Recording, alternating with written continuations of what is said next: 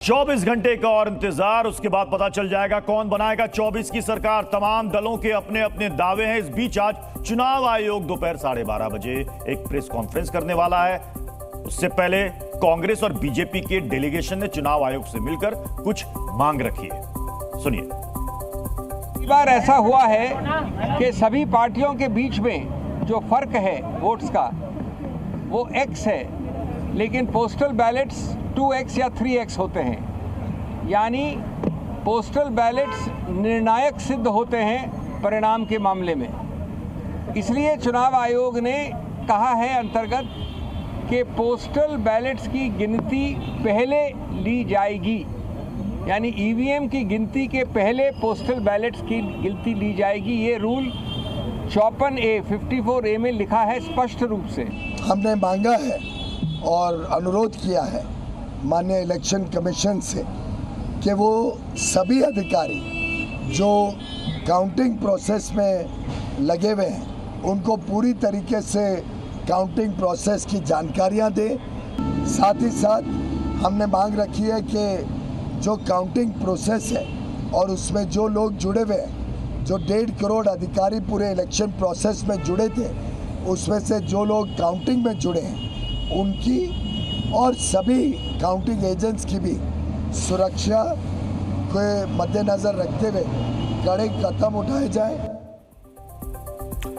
मैं धीरेन्द्र कुमार का रुख कर रहा हूं। धीरेन्द्र कुमार जी, बिहार में पिछली बार 39 सीटें एनडीए के पास। इस बार जो हमारा एग्जिट पोल है एआई के जरिए किया हुआ, उसमें कांटे की टक्कर है बिहार में।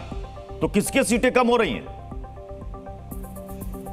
अब ज्यादातर बहुमत दिखा रहा है, जो भी एग्जिट पोल आ रहा है उसमें देख लीजिए कि सीटें किसकी ज्यादा हो रही है और किसकी कम हो रही है। प्रत्युष जी, कल अब 24 घंटे का मात्र समय रह गया है और बिहार में जो एक सीटें बची हुई थी पिछली बार, हम लोगों को ऐसा आशा है कि वो भी एक सीट हमारे ही खाते में है। रह गई बात कि जिस तरह का आरोप ये लोग लगा रहे हैं, तो ये कोई नई बात है। जिनके मन में इस तरह की बातें रहती हो, जिनके जमाने में मतदाता और मतदान कर्मी दोनों घायल हुआ करते थे, वो भी दौर आपने देखा होगा, तो उन लोगों को ऐसी उम्मीद रहती है कि शायद इस तरह का कोई काम होता होगा, तो अनाप शनाप वो लोग आरोप लगा रहे हैं। कांग्रेस के वो पुराने जमाने याद है कि कितना स्वतंत्र होकर काम किया करता था और कितनी हत्याएं होती थी इसी इलेक्शन में। आज इतना फुल प्रूफ हो रहा है, चुनाव आयोग ने इतना अच्छा व्यवस्था किया है कि हर 10 से 12 मिनट के अंदर में एक राउंड की गिनती हो जाएगी और 2 बजते बजते सारा परिणाम, जो लोकतंत्र का महापर्व चल रहा है, अब तो उसका पूजन हो चुका है। अब तो प्रसाद वितरण होना है। कल तो सबको प्रसाद मिलना, और चाहे विपक्ष के लोग हों या पक्ष के लोग हों, सबको इसका आदर करना चाहिए। और हमारे विपक्ष के भी पैनलिस्ट बैठे हुए हैं, उन लोगों को भी इस नहीं, अच्छी बात आपने कही कि लोकतंत्र का महापर्व अब संपन्न हो गया, अब तो प्रसाद वितरण का समय है। तो ये जो आप कह रहे हैं कि कांग्रेस के समय में क्या होता था, मतलब क्या आप कह रहे हैं कि फेयर इलेक्शन कब होता था कब नहीं होता था, ये बताइए, क्या कहना चाह रहे हैं आप? पहले के जमाने में इन्हीं लोगों ने अगर ऐसा किया होगा तभी तो ऐसी चीजें दिमाग में आती है। हम लोगों को तो ये पता भी नहीं है कि चुनाव आयोग से किसी तरह की मदद ली जाती हो, प्रशासन किसी को चुनाव जितवा देता हो। असल में प्रत्युष जी मामला ये है, 2009 में उस वक्त बीजेपी की तरफ से एलके आडवाणी साहब ने क्यों ईवीएम पर सवाल खड़े कर दिए थे? उस समय ये ईवीएम का नया प्रचलन हुआ था, तो नया कई बार चुनाव, जैसे ही 2014 में बीजेपी की सरकार आती है, ईवीएम पर बीजेपी खामोश हो जाती है, फिर वो मुद्दा तुरंत पकड़ लेती है कांग्रेस, वो हमलावर हो जाती है। मतलब बेचारा ईवीएम करे तो क्या करे? आप समझिए, उस समय में ईवीएम का टेस्ट कई बार चुनाव आयोग ने सभी राजनीतिक दलों को दिया जी। उसके बाद से आप बताइए, मतलब सारिका जी, मतलब नतीजे अब अगर फेवर में आ गए तो सब बढ़िया, नतीजे मीठा मीठा गप गप कड़वा कड़वा थू थू, मतलब नतीजे फेवर में आ गए तो बहुत बढ़िया है ईवीएम। अब जहां नहीं आए तो कुछ तो गड़बड़ी हुई है। प्रत्युष जी, 10 सेकंड का टाइम लूंगी। सबसे पहले तो शिवम जी बोल रहे थे कि डीएम कर्नाटक में मेरे फेवर में तो परिणाम नहीं आया था। प्रत्युष जी, हमने कभी सवाल उठाया था जी, ये बोलने में ऐसी बात नहीं है। जो लोकतंत्र के लिए एक मानक बना हुआ है, उस मानक के अंदर में आप रखिए और बात करिए। यह मतदाताओं का अपमान है, न कि सिर्फ ईवीएम का अपमान। ओके धीरेन्द्र, सारिका जी, ये भी सवाल बड़ा वैलिड है कि भाई कर्नाटका में, तेलंगाना में, हिमाचल प्रदेश में जब आपको बम्पर बहुमत मिलता है तब तो ईवीएम बढ़िया हो जाता है। और जैसे ही हार मिलती है तो साहब सब कुछ मैनेज कर लिया गया। इसलिए तो मैं कह रहा हूं कि बेचारा ईवीएम करे तो क्या करे, कभी बीजेपी इल्जाम लगा देती है, कभी कांग्रेस लगा देती है, करे तो क्या करे बेचारा ईवीएम। बीजेपी ने बताइए सारिका जी। मैं सबसे पहले तो मैं शिवम जी की बात का जवाब देना चाहूंगी कि वो कह रहे थे कि सारे डीएम को गृह मंत्री फोन कर रहे हैं, इस बात की क्या ऑथेंटिसिटी है।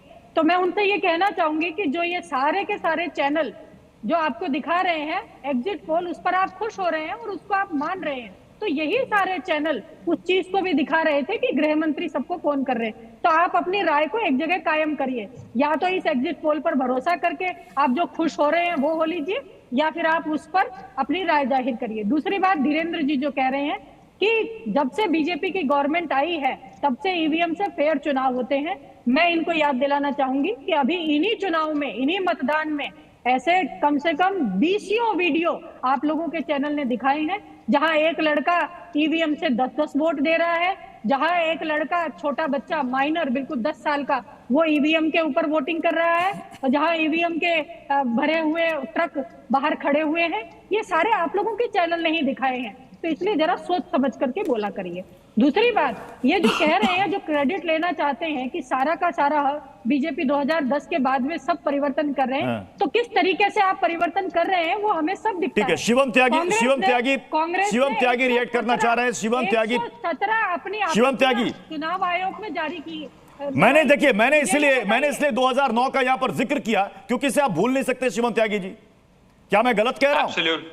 Absolutely not. बस इतना है, मेरा टाइम इतना सिक्योर कर दीजिएगा कि जैसे मैं किसी के बीच में ना बोला, कोई मेरे बीच में ना बोले।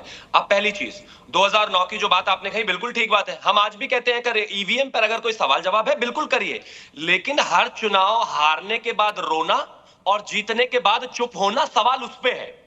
ईवीएम पर सवाल उठाना इनको है, बिल्कुल उठाइए, स्वागत है, लोकतंत्र है, हर कोई हर किसी प्रक्रिया पर सवाल उठा सकता है, कोई दिक्कत नहीं है भाई, कौन रोक रहा है।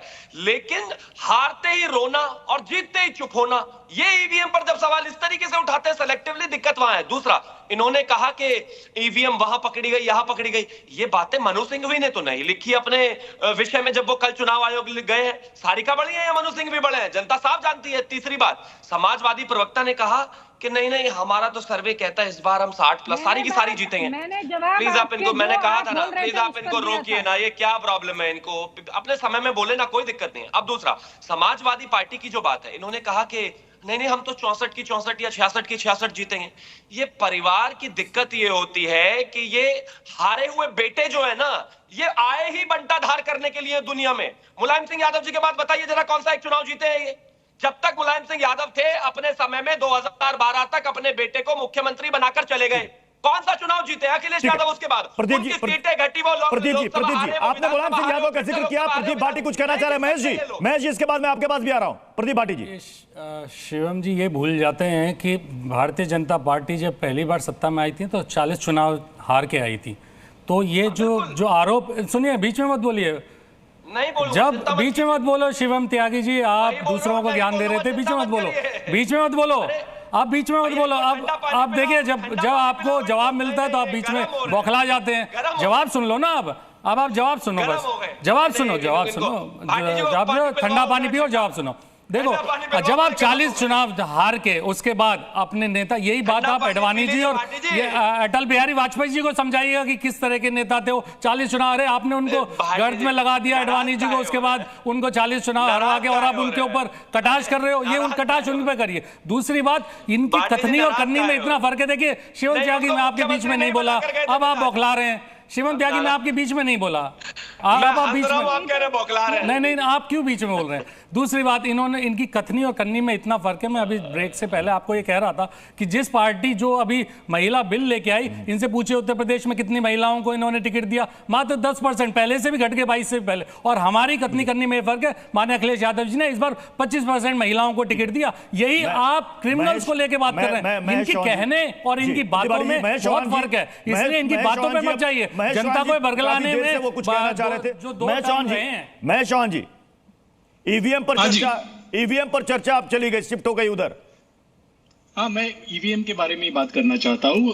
देखिए, अभी इन्होंने कहा कि ये बहुत फेयर इलेक्शन चाहते हैं और इन्हें ये भी पता नहीं है कि इलेक्शन कमीशन से मदद ली जा सकती है।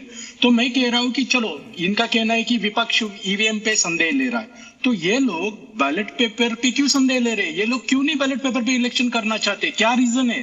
या ये अगर इनको फेयर इलेक्शन चाहिए और इनको पता भी नहीं है कि इलेक्शन कमीशन से मदद ली जा सकती है, तो फिर ये एक बार बैलेट पेपर पे इलेक्शंस करें ना, दूध का दूध पानी का पानी हो जाएगा, लोगों के मन में जो संदेह है वो भी निकल जाएगा।